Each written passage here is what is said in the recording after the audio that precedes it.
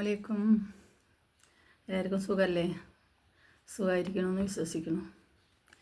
അപ്പോൾ ഇന്ന് ഞാൻ പറയുന്നത് 2 വിഷയങ്ങളാണ്. ഏറ്റവും കൂടുതലായിട്ട് 2 ദിവസമായിട്ട് സോഷ്യൽ മീഡിയയിൽ ചർച്ച ചെയ്തുകൊണ്ടിരിക്കുന്ന 2 ദിവസം ഒരു വോയിസ് അങ്ങനെ പാസ് ചെയ്തുകൊണ്ടിരിക്കുന്നുണ്ട്. അപ്പോൾ പിന്നെ മറ്റേ സാജിയുടെ ഒരു വീഡിയോസും, അതായത് സാജിക്കെതിരെ റിയാക്ഷൻ വീഡിയോസും അല്ലാതെയായിട്ട് ചെയ്ത 30 ആൾക്കാർക്ക് നേരെ പോലീസ് സ്റ്റേഷനിൽ പരാതി കൊടുത്തു എന്ന് പറയണം. കാരണം അവളെ അപകീർത്തിപ്പെടുത്താനും ചെളിവാരി എറിയാനുമായിട്ട് ചെയ്ത വീഡിയോസുകളാണ്. അപ്പോൾ അതുകൊണ്ട് അവരെ ചാനൽ പൂട്ടിക്കണം എന്ന് പറഞ്ഞിട്ടാണ് പോലീസ് സ്റ്റേഷനിൽ പരാതി കൊടുത്തിട്ടുള്ളത് എന്ന് പറയുന്നു. പിന്നെ അടുത്തതായിട്ടുള്ളത് അതെന്താ അവർ നോക്കട്ടെ.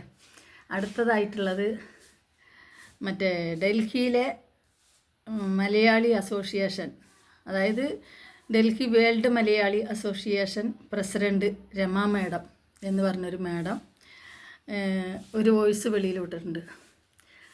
അതായത് സാജി കുട്ടികളെ വീടിൽ കൊണ്ടുവന്നിട്ട് ഞാൻ എൻ്റെ മക്കളെ വളർത്തും, മറ്റേ ഗുണ്ടകളായിട്ട് വളർത്തും, എന്നിട്ട് ഞാൻ സമയം ആകുമ്പോൾ തല്ലേണ്ട സമയത്ത് ഞാൻ തല്ലിക്കും, ഇതൊക്കെ പറഞ്ഞ് വെല്ലുവിളിച്ചും കൊണ്ടാണ് കുട്ടികളെ വീഡിയോയിൽ കാണിക്കുന്നത്.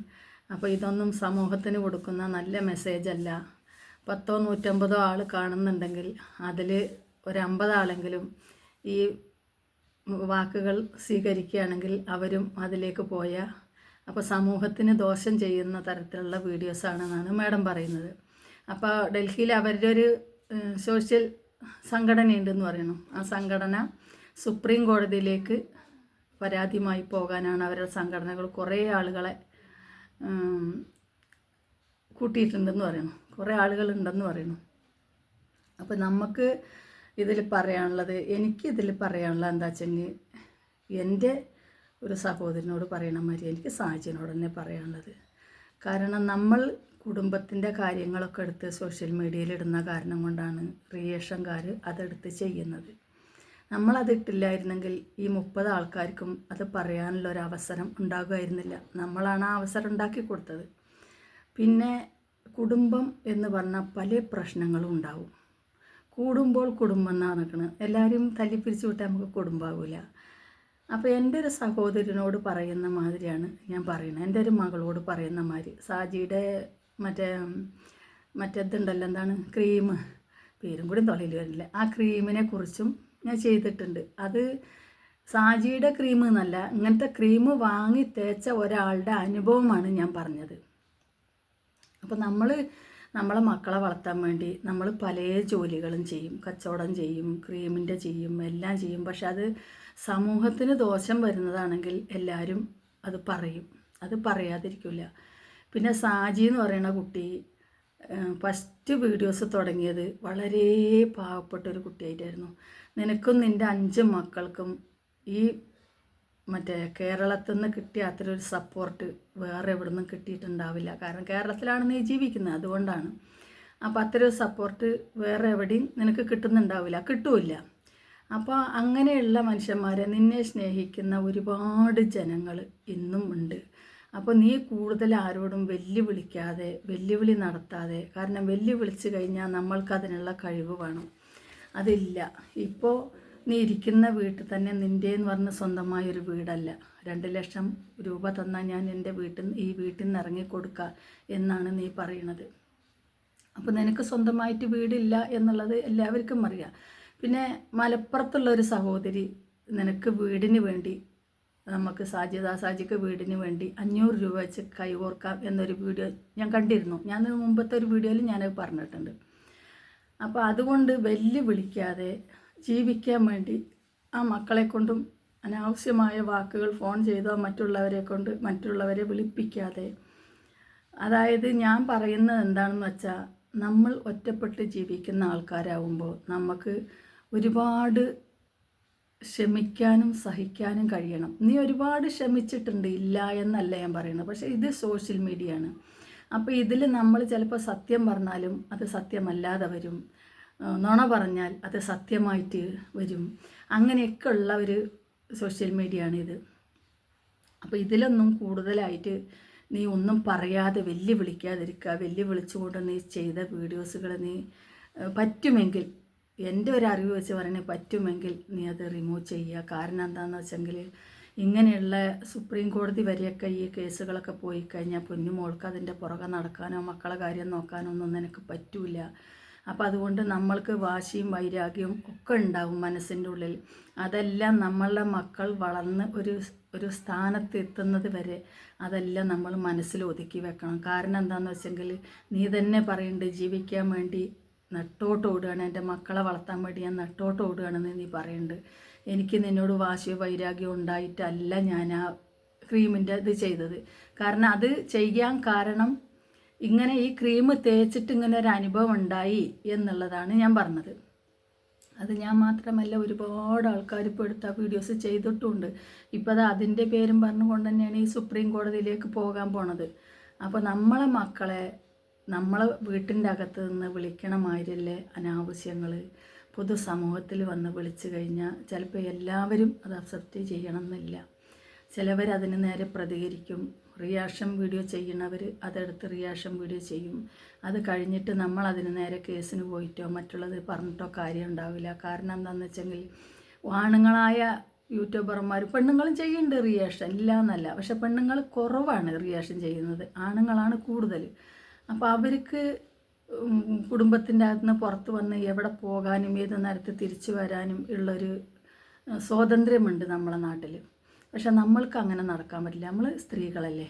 അപ്പോൾ അത് കാരണം കൊണ്ട് കഴിയുന്നതും പ്രശ്നങ്ങളില്ലാതെ ജീവിക്കാൻ നോക്കുക. ഇനിയിപ്പോൾ ഉപദേശം കൊണ്ട് വന്നാലും ചിലപ്പോൾ ഒരു പക്ഷേ എന്നോട് തിരിച്ച് പറയുന്നത് ഇതാവില്ല, ഇത്രയും ഇതിലോ അല്ലെങ്കിൽ ഇതിലോ ആയിരിക്കില്ല എനിക്ക് ചിലപ്പോൾ മറുപടി കിട്ടുക, അതും എനിക്കറിയാം. പക്ഷെ എന്നാലും ഞാൻ വിചാരിക്കുന്ന ഒരു നല്ല കാര്യം പറഞ്ഞിട്ട് ഇനിയിപ്പോൾ എന്തെങ്കിലും രണ്ട് തെറി കേൾക്കുകയാണെങ്കിലും സമാധാനമുണ്ട്. കാരണം നല്ലത് പറഞ്ഞുകൊണ്ടല്ലേ കേട്ടത്, അല്ലാതെ അനാവശ്യമായിട്ട് പറഞ്ഞിട്ടില്ലല്ലോ എന്ന് വിചാരിക്കുക. അപ്പോൾ അതുകൊണ്ട് കഴിയുന്നതും മറ്റുള്ളവരെ വെല്ലുവിളിക്കാതെ നമുക്ക് ജീവിക്കാൻ വേണ്ടിയുള്ള മാർഗത്തിലൂടെ പോവുക. ഇപ്പോൾ കോയമ്പത്തൂരിൽ നിന്ന് ഡ്രസ്സ് എടുത്ത് കൊണ്ടിട്ടുണ്ട്, അത് വെക്കുന്നുണ്ട്, അതൊക്കെ ശരി തന്നെ, അതിലൊന്നും ആർക്കും ഒരു ദോഷവും വരാൻ പോണില്ല. അതൊക്കെ വിറ്റ് കഴിഞ്ഞാൽ നിനക്ക് കുറച്ചും കൂടി സാധനങ്ങൾ എടുത്തു കഴിഞ്ഞാൽ സുഖമായിട്ട് പോകാം. കാരണം ഒരു ആക്റ്റീവയും കൂടി എടുക്കുകയാണെങ്കിൽ അതിൽ വെച്ചുകൊണ്ട് സെയിൽസ് ചെയ്ത് കഴിഞ്ഞാൽ ഇതേമാതിരി സോഷ്യൽ മീഡിയ കൂടെ വിടുന്നതും അങ്ങനത്തെ ഇതൊക്കെ ആകുമ്പോൾ, കാരണം ഞാനത് ചെയ്തതാണ്, അത് ചെയ്ത് ജീവിച്ചതാണ്. അതുകൊണ്ടാണ് ഞാൻ പറയുന്നത് നമുക്ക് നഷ്ടം വരില്ല, നമുക്ക് കുടുംബത്തിന് ജീവിക്കാനുള്ളത് കിട്ടും. ഇപ്പം എനിക്ക് ഞാൻ പറഞ്ഞില്ല, ഞാൻ ചെയ്യാത്ത എന്തുകൊണ്ടാണെന്ന് വെച്ചാൽ എനിക്ക് ഈ വെയിറ്റ് എടുക്കാൻ പറ്റുന്നില്ല. കാരണം ഞാൻ പറഞ്ഞല്ലോ എൻ്റെ ഡിസ്കിന് കേടാണ്, അപ്പോൾ വെയിറ്റ് എടുക്കാൻ എനിക്ക് പറ്റില്ല. വെയിറ്റ് എടുത്തു കഴിഞ്ഞാൽ ഡിസ്ക് വേദന തുടങ്ങും, ഒരു ഭാഗം മൊത്തം എനിക്ക് വേദന തുടങ്ങും. പിന്നെ എനിക്ക് നടക്കാനും പറ്റില്ല, ഇരിക്കാനും പറ്റില്ല, ഒരു ഭാഗത്ത് ഞാൻ കിടക്കണം. ഈ ഡ്രസ്സിൻ്റെ കച്ചവടം എന്നൊക്കെ പറയുമ്പോൾ വെയിറ്റ് ഉണ്ടാകുമല്ലോ, കുറച്ച് തുണികൾ 2 വിഷോപ്പറിലാക്കിയിട്ടാണ് ഞാൻ എടുത്തിരുന്നത്. പക്ഷെ അതും വെയിറ്റ് ആണല്ലോ, നമ്മളൊരു വണ്ടി കൊണ്ടുപോയിട്ട് ഒരു റോട്ടിൽ നിർത്തിയിട്ട് ഒരു വീട്ടിലേക്ക് എടുത്ത് കൊണ്ടുപോകണം, പിന്നെ അതൊക്കെ എടുത്ത് നിർത്തി അവർക്ക് കാണിച്ചു കൊടുക്കണം, അവർക്ക് ഇഷ്ടമുള്ളത് അവരെടുക്കും, ബാക്കിയുള്ളത് നമ്മൾ മടക്കിയതിൽ വെക്കണം, വീണ്ടും നമ്മൾ തൂക്കിക്കൊണ്ട് വണ്ടിയിലേക്ക് വരണം. ഇതൊക്കെ അങ്ങനെ എടുക്കുമ്പോൾ അതൊക്കെ ഒരു ബുദ്ധിമുട്ടായിട്ട് തോന്നി, വേദനയായിട്ട് തോന്നി. അതുകൊണ്ടാണ് ഞാനത് നിർത്തിയത്. പിന്നെ ഈ പറയുന്ന മാതിരി നമുക്കും പ്രായമാകുകയാണ്.